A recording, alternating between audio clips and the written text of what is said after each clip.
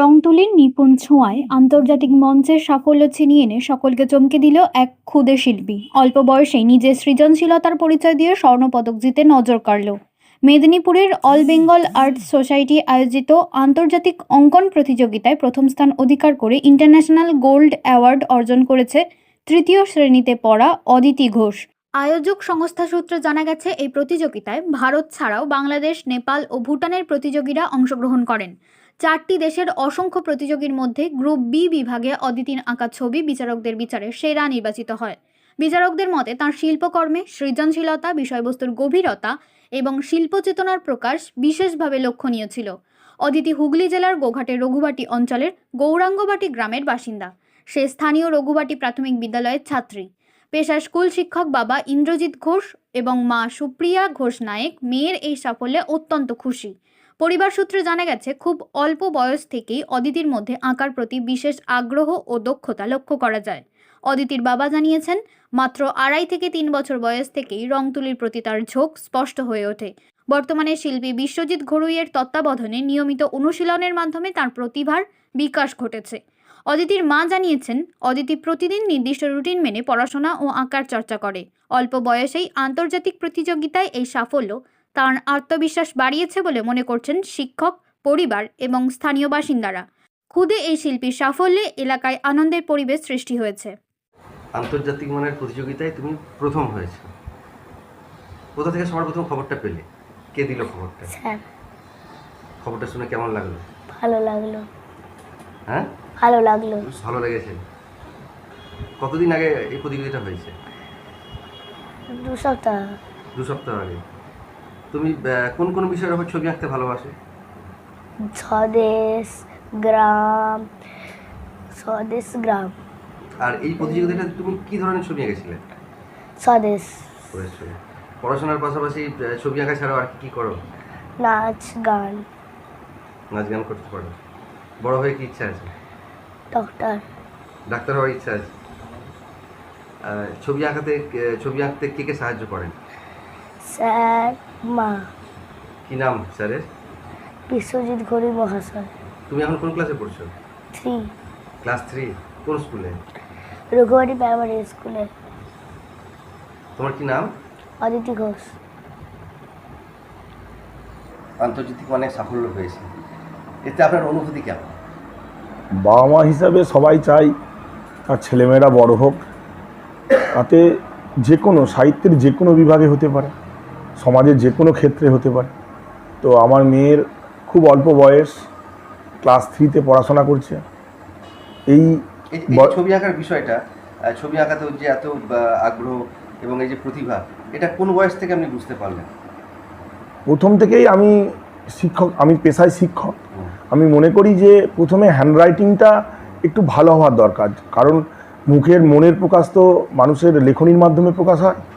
সেক্ষেত্রে হাতে লেখাটা বাগানোর দরকার আছে। তাহলে সেখান থেকে ড্রয়িংয়ের কার্যকারিতা আমি সবসময় গুরুত্ব দিয়ে থাকি। তখনই আমি একজন ভালো শিক্ষকের সন্ধান করলাম। তো আমি কত বয়স তখন বয়স 3 বছর, 2.5 বছর থেকে খোঁজাখুঁজি করছি। কিন্তু আমি আমার ছাত্রদের মুখে প্রথম স্যারের নাম জানতে পারি।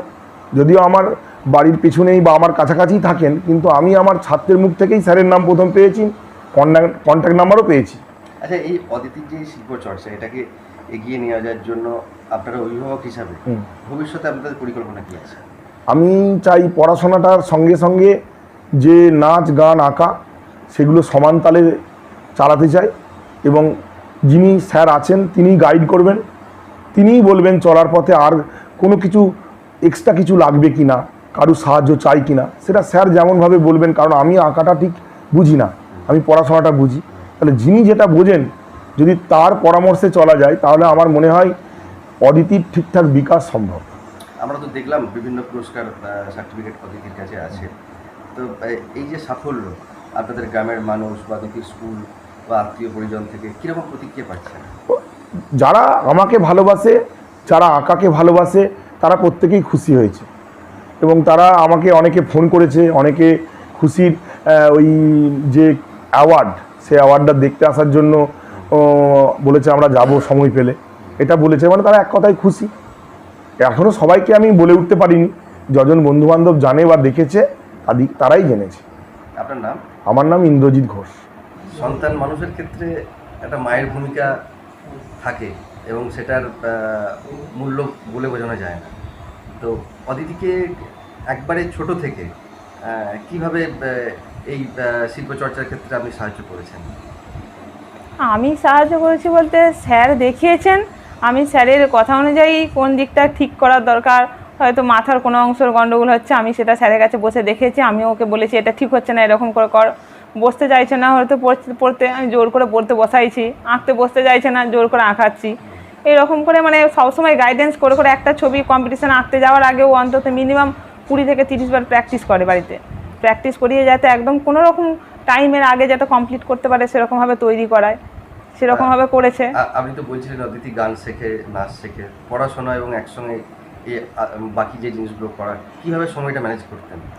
টাইম এরকম করে ওর রুটিন আছে, সকালে যে সময় পড়বে, এই সময় খাবে, এই সময় ঘুমাবে, একটা নির্দিষ্ট রুটিন অনুযায়ী চলে। অদিতি কেমন, খুব শান্ত না শক্ত? হ্যাঁ, ভীষণ ছটপটে, ওকে একা হ্যান্ডেল করা যায় না, সবাইকে লাগতে হয়। ওর ঠাকুমা রয়েছে, সকলকে নিয়ে, ঠাকুমা, দাদু, দিদা, সমস্ত সবাইকে নিয়ে, বাবা মা, আমরা সবাই মিলে হিমশিম খেয়ে যাই ওকে নিয়ে। আপনার নাম? আমার নাম সুপ্রিয়া ঘোষ।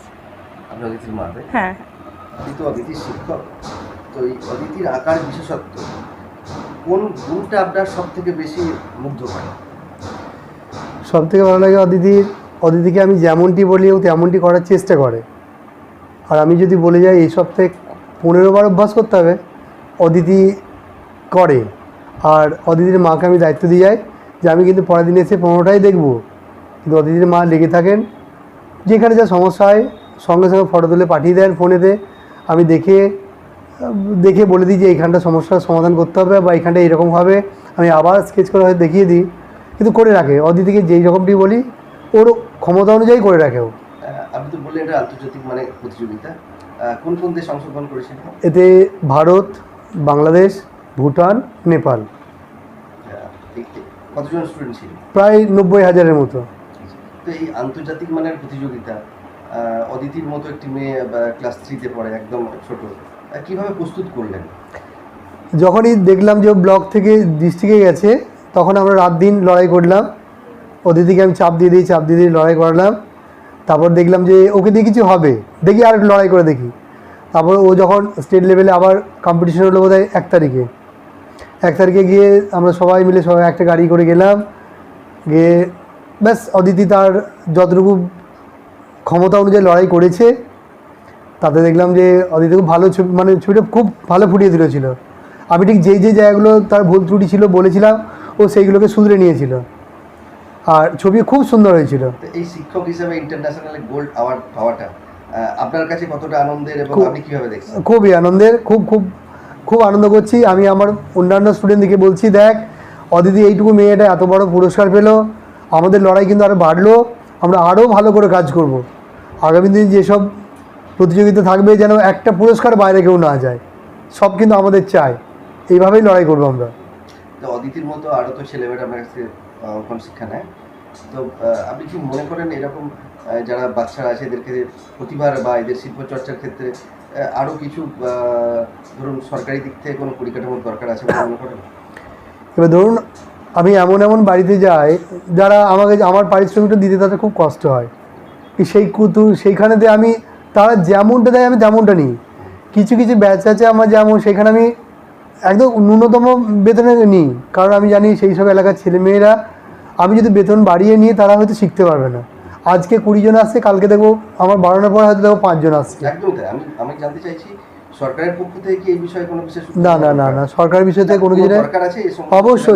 অবশ্যই, কারণ যদি এইসব ছেলেমেয়েরা যে এত সুন্দর কাজ করছে, আন্তর্জাতিক লেভেলে পুরস্কার পাচ্ছে, সরকার যদি একটু আমাদের দিকটা ভাবেন, তাহলে মনে হচ্ছে এইসব ছেলেমেয়ে, এদের মতো ছেলেমেয়েদেরকে আমরা আরও ভালো জায়গায় নিয়ে যেতে পারবো, আমরা আরও ভালো কাজ দেখাতে পারবো, শিক্ষার প্রসারটা বাড়াতে পারবো।